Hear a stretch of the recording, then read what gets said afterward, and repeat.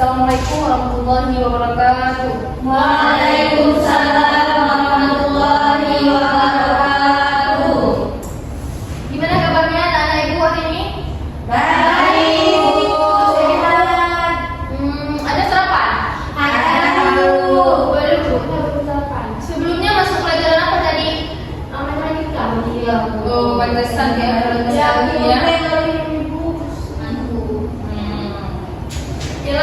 Sebelum kita mulai pembelajaran, sebaiknya kita berdoa terlebih dahulu kepada ketua kelas.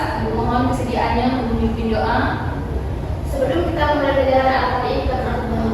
Bismillahirrahmanirrahim.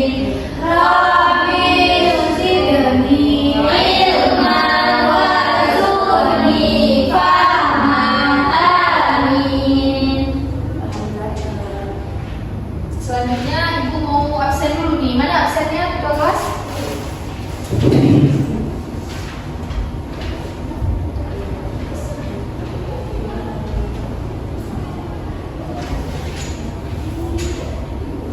Siapa yang gak hadir hari ini? Sumarni, Bu sama Adi. Oh, Sumarni.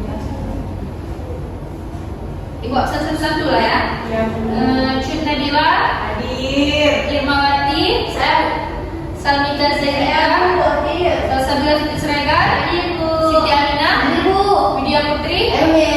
Oke, berarti cuma 2 orang ya yang gak hadir. Ya, Ibu. Sebelum kita mulai pembelajaran, bolehkah anak-anak ibu lihat dulu di sampingnya apakah ada sampah ataupun ada kertas-kertas, tolong ikuti.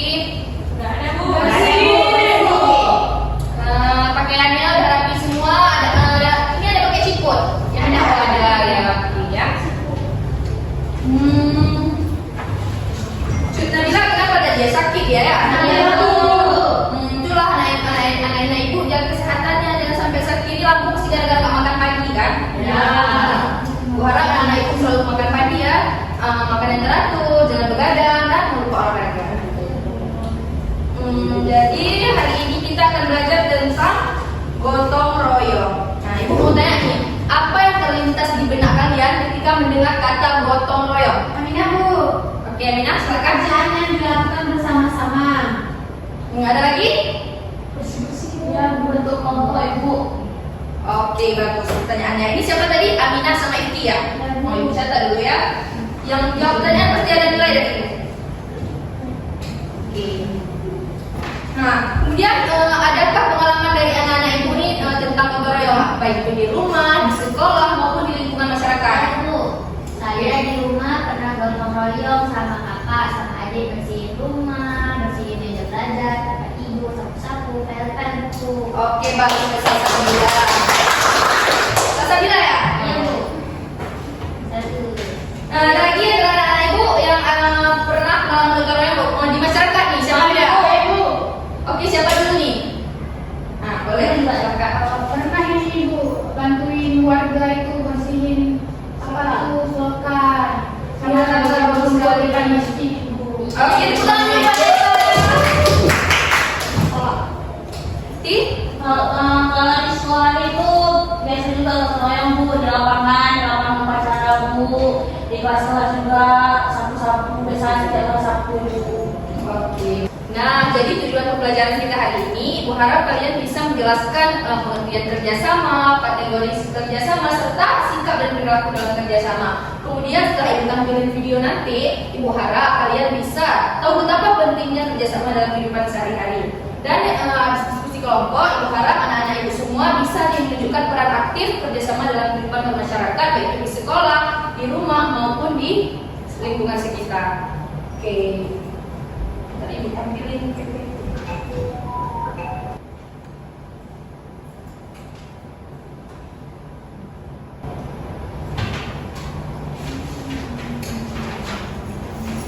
Oke, seperti yang Ibu bilang tadi bahwa materi kita hari ini yaitu kerjasama dalam bergotong royong.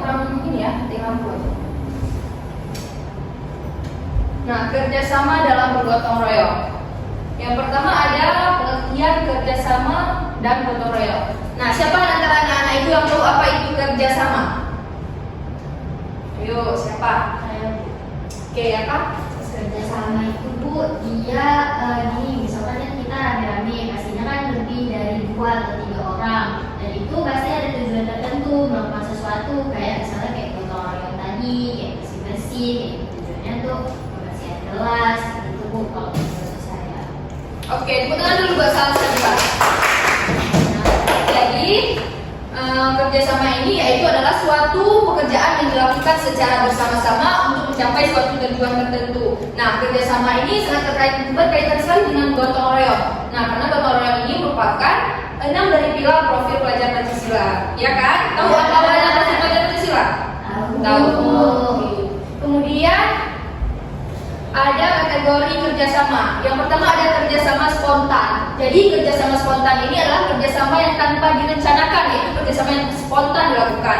Misalnya nih, kayak misalnya ibu suruh, Salsabila, tolong ambilkan laptop ibu, misalnya di kantor, itu merupakan Kerjasama spontan.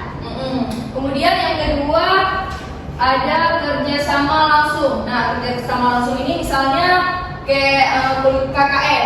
Misalnya sebuah universitas ini melakukan KKN dan ditugaskan untuk melaksanakan KKN di sebuah desa. Ini merupakan kerjasama langsung karena sudah disuruh oleh atasan ataupun oleh rektornya. Dan yang ketiga ada kerjasama kontrak. Nah, kerjasama kontrak ini merupakan kerjasama dengan adanya motif tertentu untuk dan harus ada perjanjian. Kayak misalnya nih, misalnya ibu nih ya, misalnya ibu bekerja di pabrik. Kemudian ibu pasti harus menaati peraturan-peraturan yang ada di pabrik tersebut. Nah, berarti ibu ini sudah kontrak sama pabrik tersebut karena ibu sudah melakukan perjanjian antara pabrik dan perjanjian dengan ibu sendiri. Dan yang terakhir ada kerjasama tradisional. Nah, ngapain ibu mau tanya nih, apa itu kerjasama tradisional? Kerjasama pada masa lalu. Kerjasama yang berhubungan dengan budaya. Ada lagi?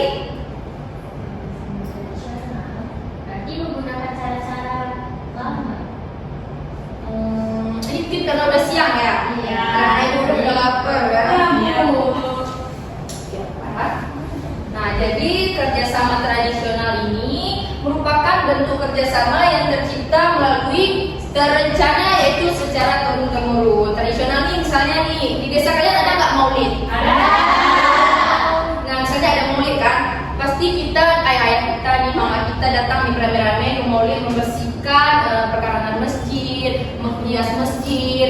Ini untuk kepentingan bersama, yaitu kepentingan untuk baik itu berdasarkan syariat maupun kerjasama di dalam masyarakat kita. Nah, kemudian sikap dan perilaku dalam kerjasama. Yang pertama ada kesetaraan. Nah, kesetaraan ini bermakna bahwa manusia ini sebagai makhluk Tuhan memiliki tingkat atau kedudukan yang sama di mata Allah Subhanahu Wa Taala. Seperti sudah yang tertera dalam Undang-Undang Pasal 27 ayat 1 dan Pasal 28D ayat 1. Kemudian ada juga sikap lagi yang timbul ketika kita melakukan kerjasama, yaitu sikap saling pengertian. Nah, jika kita melakukan kerjasama ataupun gotong royong, otomatis sikap saling pengertian kita itu akan terwujud dari diri kita sendiri. Karena kita saling mengerti kebutuhan dia apa, kebutuhan saya apa. Karena kita manusia ini makhluk sosial, jadi butuh orang lain dalam kehidupan kita. Dan yang terakhir, nah baik selanjutnya ibu akan tampilin video tentang kasus yang akan nanti kalian bahas dalam diskusi kelompok. Jadi ibu bagi kelompok dulu ya. Ini kalian berapa orang nih? 10 ya. Naila sama Isam sini. Biar ini kelompok 1, ini kelompok 2, dan ini kelompok 3. Oke? Kelompok 3. 3 kelompok kan? Ibu kami cuma 2. Oh, ini satu lagi ya, 4 orang di sini ya.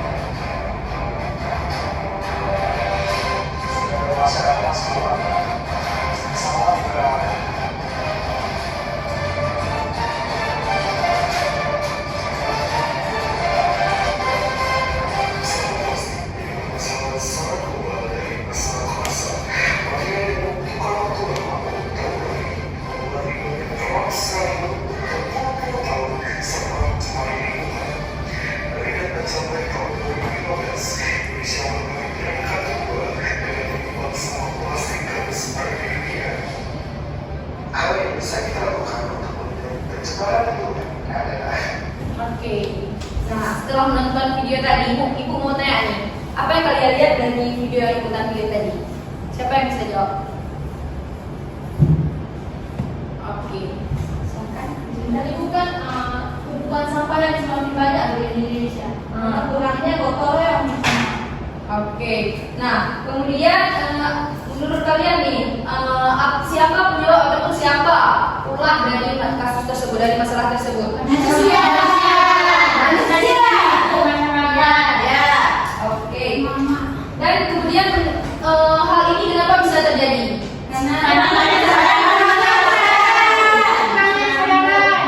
Oke, berarti kalian hebat ya?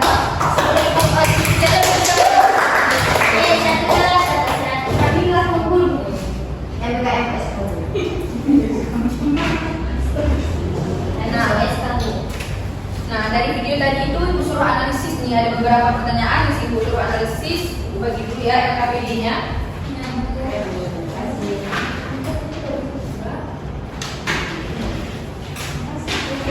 Nah, nanti dari LKPD Ibu bagi ada beberapa pertanyaan bukan yang disuruh jawab. Nanti perwakilan dari setiap kelompok Ibu suruh presentasi ke depan ya. Apa hasil analisis yang kalian buat? Oke, Ibu kasih waktu 5 menit. Oke?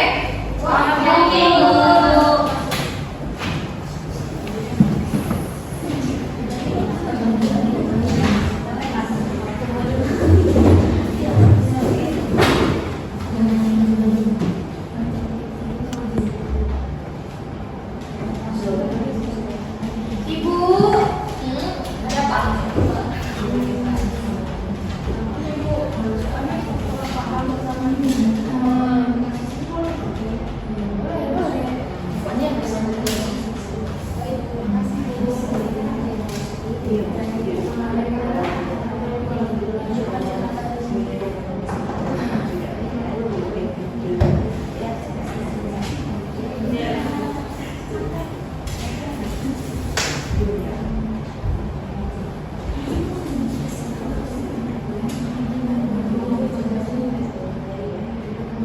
Bu, ini nomor 1 nih Bu, berarti penyebab utamanya itu ya Bu ya?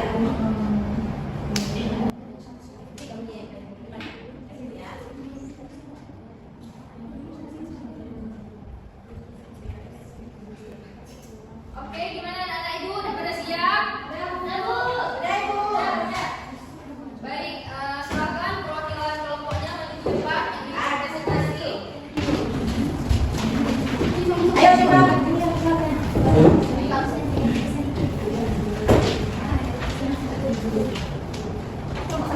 Ya.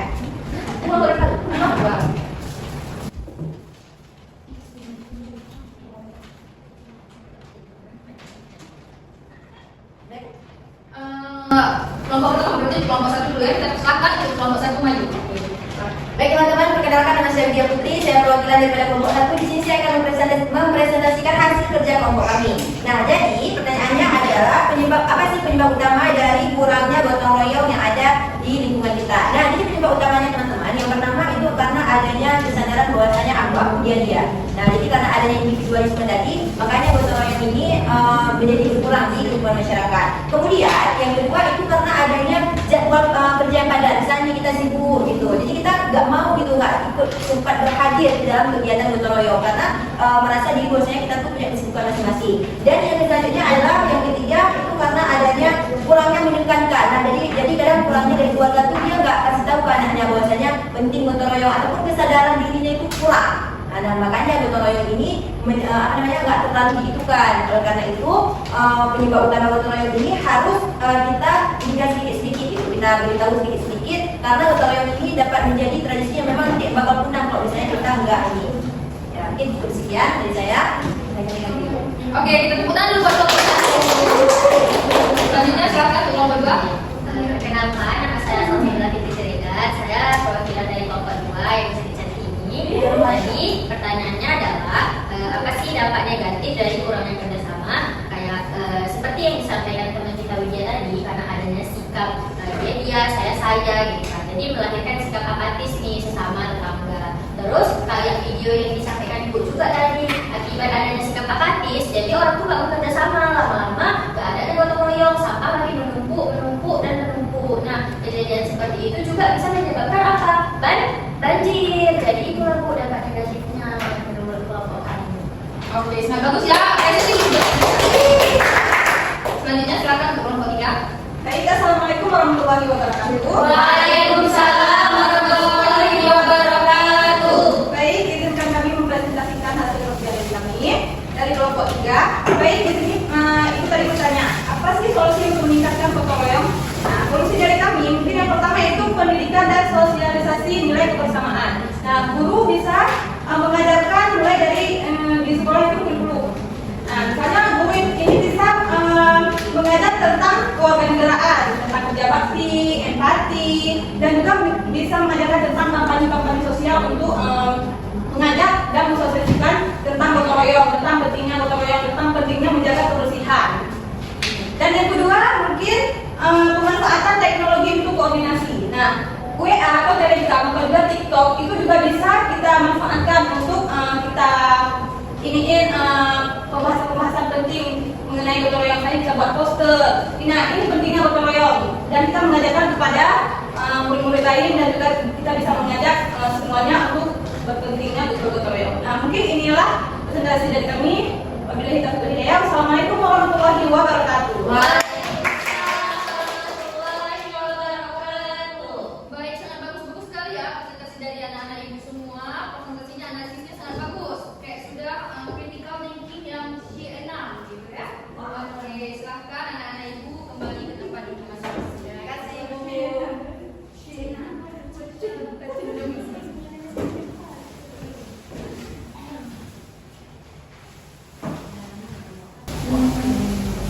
Nah, setelah presentasi dari teman kita tadi, berarti kita tahu nih kenapa terjadinya penumpukan sampah plastik, siapa penyebabnya, apa akibatnya, kita udah tahu kan? Seperti yang dijelaskan oleh kelompok 1, 2, dan 3 tadi. Nah, anak-anak ibu setelah mendengar penjelasan presentasi dari teman-teman kalian tadi, kita udah tahu nih kenapa terjadinya sampah menumpuk, siapa penyebabnya, dan kenapa akibatnya ataupun dampak negatif yang terjadi dari kurangnya gotong royong dalam kehidupan sehari-hari. Nah, antara anak-anak ibu ini siapa yang bisa tarik kesimpulan dari pembelajaran kita hari ini? Nah, Bu.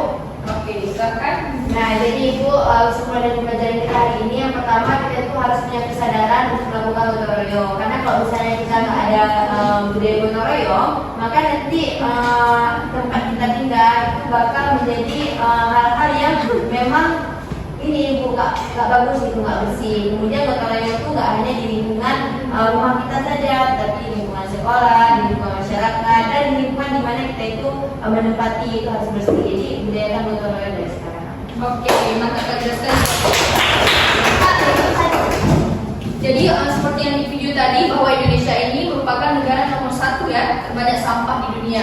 Nah, kenapa hal ini bisa terjadi? Karena masyarakat kita ini malas, masyarakat kita ini apatis, merasa dia bisa diri sendiri, dia nggak perlu makhluk lain, dia nggak perlu bekerja sama orang lain.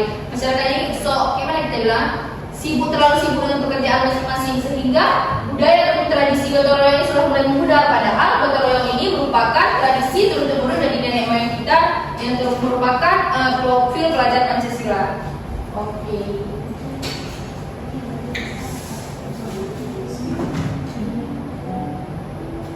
Jadi anak-anak ibu udah paham kan materi tentang gotong royong hari ini? Mungkin ada yang ditanyakan ataupun ada yang mengganjal yang tidak paham, boleh silakan tanyakan ibu. Tidak Ibu. Sudah paham semua Bu. Dari pembelajaran kita hari ini yang bertema kerjasama dalam gotong royong, siapa nih di antara anak-anak ibu yang bisa merefleksikan ataupun memberikan manfaat dari video pembelajaran kita hari ini?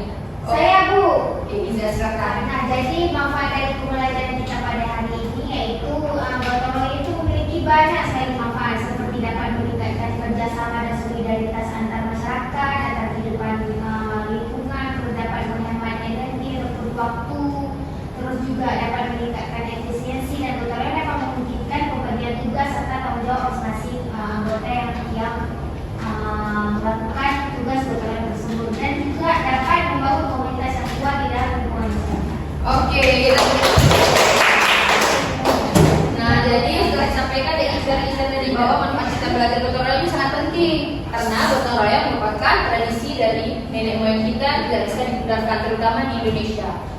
Buat kesediaan ketua kelas untuk membagikan soal evaluasi. Nah itu akan ngetes nih pemahaman kalian. Kan kalian bilang udah paham tadi kan, udah paham tentang materi gotong royong. Ini akan menguji pemahaman kalian.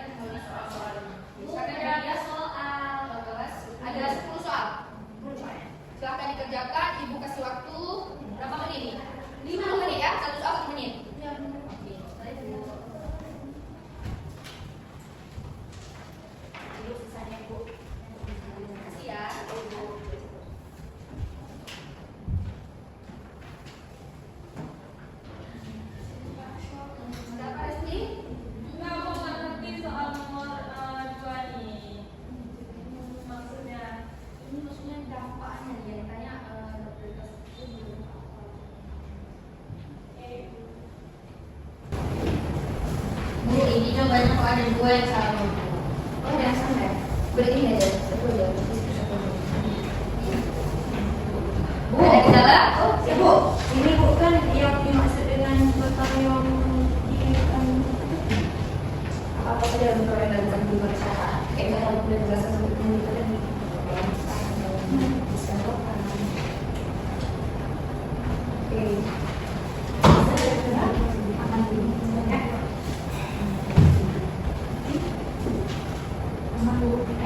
Sudah siap Bu?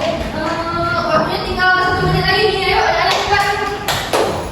Udah siap Bu. Nah, kalau udah siap jawabannya tukar teman-teman sebangku ya. Iya Bu. Biar bisa bareng-bareng ini. Anak-anak ibu sampai ada spidol. Bu, speaker. Oke, ibu terus kunci jawabannya ya di sini. Ya, Iya Bu.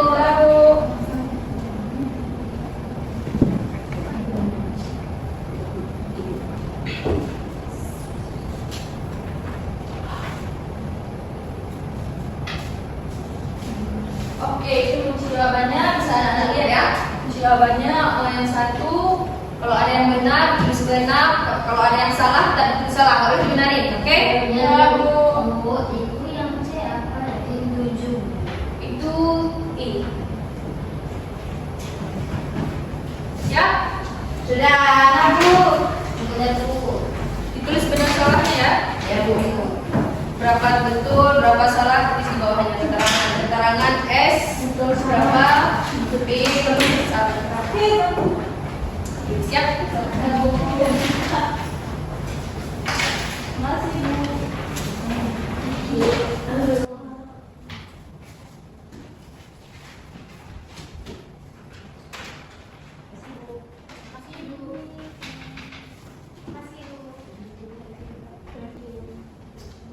Pinter-pinter ya, nah ibu bisa jawab. Nah, sekarang kita udah ngerjain soal nih. Nanti minggu berikutnya minggu juga yang masuk. Kita minggu berikutnya akan pergi praktik nih, kita langsung terjun ke lapangan. Kita akan kalau kita kelompok sama nih, kita akan praktik kotoran nanti di sana. Nanti ada disediakan baju atau alat praktik di kepala sekolah. Ibu orang adik semua ya. Oke, setelah disampaikan manfaat pembelajaran kita dari oleh Izzat, kita udah tahu nih manfaat dari gotong royong dalam kehidupan berbangsa, baik itu dari lingkungan rumah, sekolah, dan masyarakat. Nah, mungkin itu saja ya pembelajaran dari Ibu hari ini. Ibu minta kesediaan untuk kedua kelas dan memimpin doa penutup untuk mengakhiri pembelajaran kita. Baik teman-teman, mari kita membaca doa penutup. Doa